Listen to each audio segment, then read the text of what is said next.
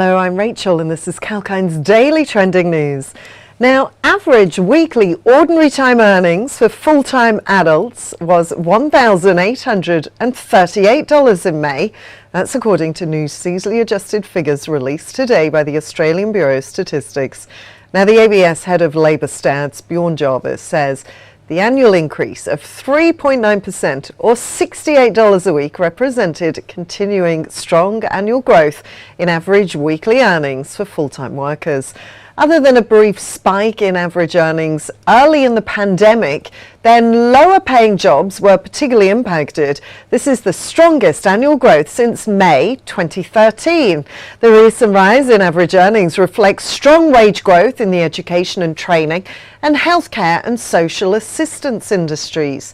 The gap in average weekly ordinary full-time earnings, the most commonly cited of the gender pay gap measures, fell for the second straight cycle to the lowest level on record, down to 13%. Now, this lines up with the increase in full-time wages in female-dominated jobs such as teaching and nursing. The gap is now around 0.9 points lower than just before the pandemic. That was 13.9% in November 2019. 4.4 points below where it was a decade ago, and around 2 points below the pre-mining boom low in 2005. Average weekly ordinary time earnings for full-time workers was highest in Western Australia and the Australian Capital Territory, and remains the lowest in Tasmania and South Australia. Workers in the mining industry remain the highest paid on average at $2,854 a week for full-time employees. And this is followed by those in information, media and telecommunications at $2,318 and professional, scientific and technical services at $2,171.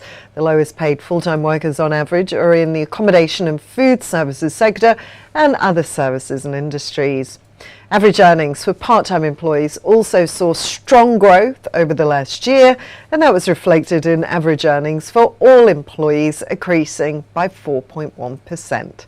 Well, that's the latest in Kalkine's Daily Trending News. I'm Rachel, signing off for now.